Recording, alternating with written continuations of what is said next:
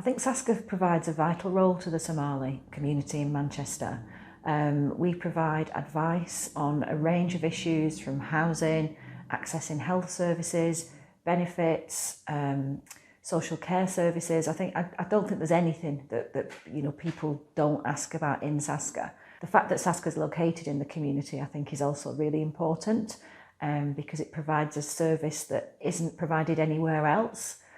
Well, the funding for Sasca is actually very precarious. Like lots of voluntary organisations who receive funding from the City Council, that isn't quite enough to actually run the services that we want to. There's always a queue in the morning. We could always stay open much longer, and very often the staff do stay on longer to make sure that people do get their queries answered. We help minorities overcome issues that they face on a daily basis, and we help them understand their rights as citizens in the UK. Lots of people in the Somali community in Manchester really trust the organisation. It's their first port of call. They wouldn't necessarily feel confident or comfortable going anywhere else, partly because of language issues. Obviously people in Sasca can speak Somali, they can speak Arabic, they can speak other community languages which are really important. I speak Barawani, Somali and English and Swahili, so a lot of people that come here are mainly Somali, so I do understand what they're saying. And we also have quite a few Barawanis coming these days, so I do translate for them. They mainly come to my desk. The evidence out there suggests that within disadvantaged populations in the UK, the outcomes for the Somali population are poorer on all fronts. So in terms of health outcomes, mental health outcomes, employment, all of the indicators that sort of stack up to give an overview of people's quality of life, the Somali community often comes out poorest.